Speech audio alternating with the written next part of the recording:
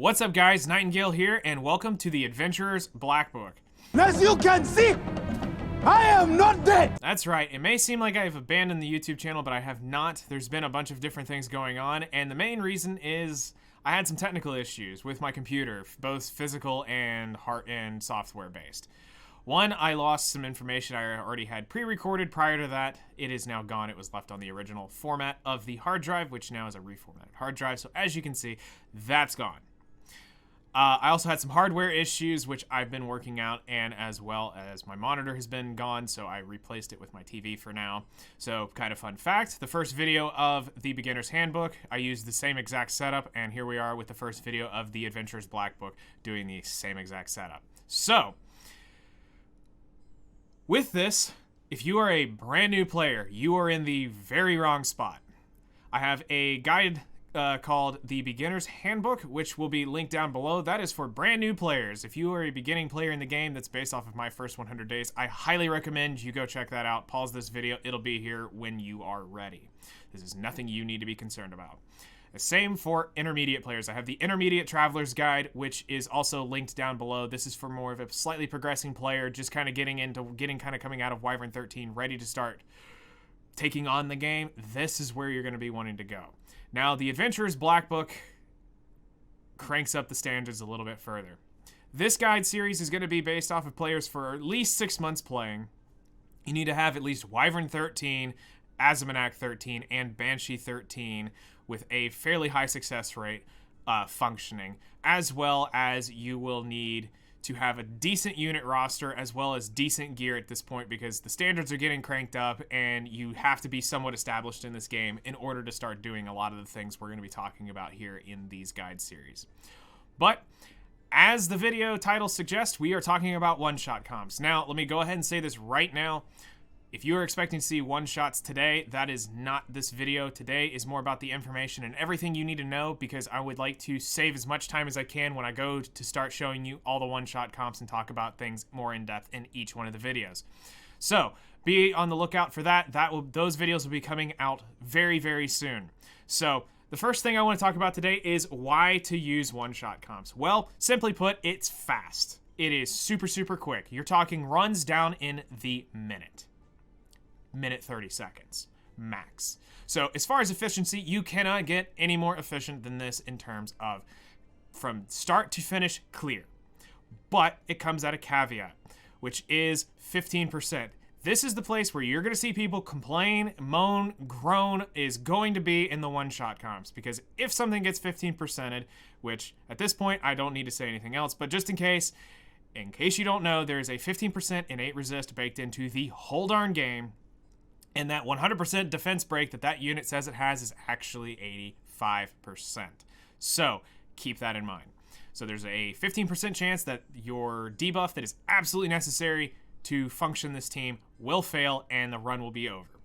Now, with that being said, why to use them is because it's mostly really about efficiency of your time. You're trying to do this because you're trying to cram through as many runs as possible during a set period of time. Whether it be because you can only play for an hour a day, or because you need to burn through, 30,000 Skystones because you are a Giga Whale and want to clear as many hunts and get as many roll chances at gear as possible.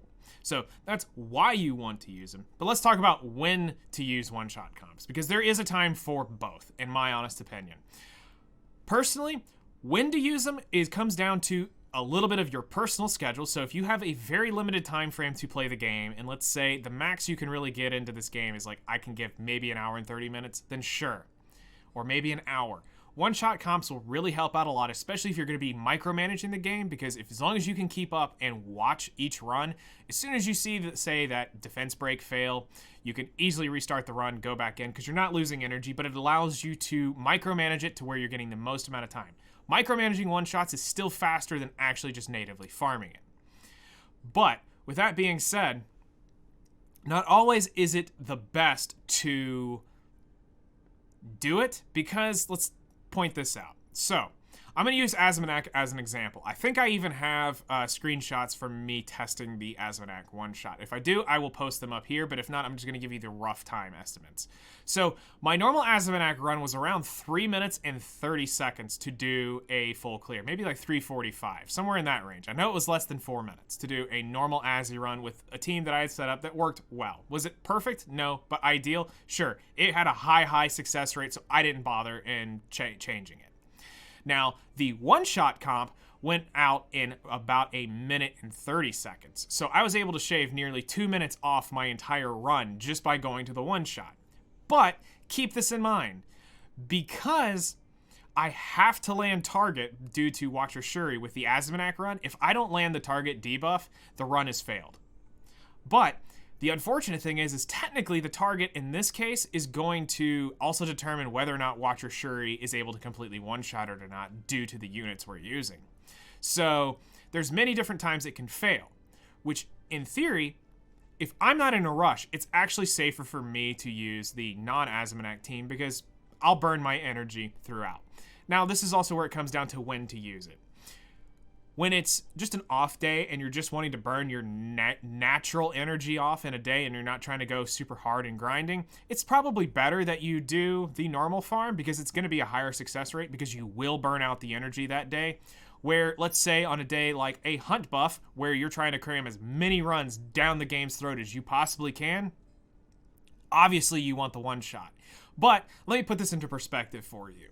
If you are a player who has a high efficiency team, so a very high success rate, it may be more efficient for you if you know you have, I'm going to just throw out a number and we're not going to say that this is actually fact or fiction, but let's say you have 40 leaves and you have 2 days. So you have the hunt buff day itself and then you have the all buff day. If you know for a fact that in those 2 days, you can burn all 40 leaves plus all your daily energy and any saved up energy, you don't technically need the one-shot comp. Why? Because in theory, you're going to probably burn most of that energy in that first day with the one-shot comp. And then you're left with just your daily energy on that final day. One-shot comps really come in handy for players who have a excess and abundance of energy, or the Giga Whale who can afford to even throw maximum amount of leaves and maximum amount of sky stones for it. I still don't recommend any player to use sky stones unless you are a Giga Whale. And I mean people who spend thousands of dollars on this game. Do not use your sky stones. If you don't have every unit in the game, save your sky stones. Let me rephrase this. If you don't have every RGB, save your sky stones. Mystics, I get, are going to be a little bit trickier for some players, but typically the Giga Whales have most all those anyway, if not all of them. So therefore, they can completely drain out their resources. As long as you have an abundance of bookmarks to where you're like, I never have to worry about this, then sky stones are great. That's eventually where some of us will end up. Not going to say all, but some of us will, because people are going to have bad RNG. Now, with that, keep this in mind. I understand a lot of you have lives and you don't want to be sitting here playing the game for hours on end. Some of you don't want to micromanage it. So this is why I say, use them at your discretion. They are very powerful tools when you need to burn a lot of energy or try to get as much as you can get done in a short amount of time. Maybe there's a unit you're trying to build, so you're trying to cycle through as fast as you can to get the resources or reforging mats or what have you. I understand. That's the perfect place for it. Now, here's something I'm going to try to tiptoe around as best as I can to not offend anybody, but I'm going to give you, from what I have seen with the guides that I've watched, I'm going to talk about the flaws of one-shot comp guides. You can go to Google right now and type in Wyvern one-shot and get a guide on how to get a Wyvern one-shot team. Here's the thing that I learned as progressing and developing one-shots for each one of the hunts and following guides, trying to talk to people and see what we're doing, is they only work if you have the exact stats they have. Keep that in mind. They only work if they have the exact stats they have. If you don't have the exact stats, it doesn't line up the same. Because you may have more attack in one unit. You may have more speed in another unit. You may have less speed. You may not have that artifact. You may not have that unit. So you have to learn to move around a little bit with the guides. They're literally just that. They're guides, not the law. And even with mine, you're not probably going to be able to recreate my teams exactly, but what I'm going to do in each one of the guides is give you the theories behind every single one. And that's something you need to pay attention to. Is, like I said, many people have the guide on how to do it and showing you the team and their stats, but they don't go into depth of explaining that that unit that's 190 speed for that comp will not work in another comp if you slightly have different specs on their units. So keep that in mind when watching all one-shot guides. Now, the next thing I want to mention is it is quite a grind to get one-shot comps, because not only do you need typically specific units, you're going to need specific gear, as well as the resources to invest into this. My one-shot comps, I had set aside 70 molas to make sure that everything was ready to rock and roll. The good news is Sigurd was already built, so I didn't have to invest into her. Sangelica was already built, so I didn't have to invest into her. I had to finish her off, but I didn't have to invest into her. Elfelt, I had to put some into. We had to get Watcher Shuri was already done. Biken was already done. Leo had to be changed up. Vivian had to be changed up. A lot of my units had to be changed up that were already built from other things. But this is a grind, and here's kind of the steps that you have to go through if you're wanting to start working on one-shot comps. One is getting the units. Now, again, see the videos to start talking about the units. We're just talking about in general. So if it's a Banshee team, you're going to need like Vivian, or Charles. You'll need something to clear the first wave. You'll need a defense breaker like Leo, or Aiden, I believe, can do it as well. And you'll need the one-shot unit yourself, which is going to be like Biken, Euphine, or Valen, Mighty Scout, what have you. So you're going to need to be able to get the units for the team. That's one. You're going to need to have alternate units in case you don't have the exact units they have. So you're going to have some knowledge of the units to figure out how to get around it. Some things are just going to be point blank. You're going to have the unit. There's no working around it. Some, you can work around it. Then the next step is finding the gear. So this is where I was talking about you need to be able to do Wyvern, Azzy, and Banshee. Because here's the thing. While Rage Set is absolute king for once a target's debuffed, actually you do better with Destruction if it's not debuffed right away. Why? Because the Rage Set buff doesn't tick away until there is a debuff. So, therefore, Destruction's technically better. And in some of these cases with some of my teams, you're going to need Destruction sets, and they're going to have to be pretty stoutly built Destruction sets. And then you're going to need some speed gear because you're going to have to get some speed units. You're going to have some speed tuning there. Plus, you're going to probably need crit rate. Now, some of you may have Katie's up and running. Cool. And if you have some access to some pen sets, great. I know the Arena Shop now has pen as well, so you do have access to at least that. So you might be able to have a pen set user, but not necessarily always, something easy, something you can use. Then the final step is actual speed tuning versus damage. And that is something that a lot of people, glaze over, but it's very important, is getting the exact turn order to line up right. So in the case of Wyvern, for me, it's the tuning of Sangelica, it's the tuning of Karan, it's the tuning of Clarissa, and it's the tuning of Sigurd. Getting all those working parts to function right and then understand how it works in the hunt is another big thing. And again, we'll be talking about that specifically when we go to the Wyvern one. Getting that set up is probably, between getting the gear, getting the speed, and getting the damage, is probably the most challenging part. But here's the thing that I learned that I definitely want to pass on to you. A lot of this stuff, if it's hindsight knowledge, is a lot easier to obtain. So that's going to be what the guides are all going to be about, is to make sure that you understand everything you need to know. And that's why this video is so important to go first, is so that you know everything you need to know, that I don't have to explain every single time in each one of these videos, because this video is the master video for the others. Now, my final thoughts. What did it cost? Everything. It costs a lot. I had to sacrifice several of my better built PvP units in order to do this. But for my goal for 2022 was the main focus is to make sure that I improve my gear quality, which there's going to be a new gearing guide and things like that coming soon to be specifically focusing in on this. And that's really where my 2022 is going to be focused, is the quality of gear, not the quantity of it. So at this point, I have good units built, and now with having all my hunts one-shottable, I can now go through on hunt buffs and make sure that I get it. I can also ensure that my time is the most efficient when I play, because for me, I don't want to necessarily have to rely on being around every 20 minutes.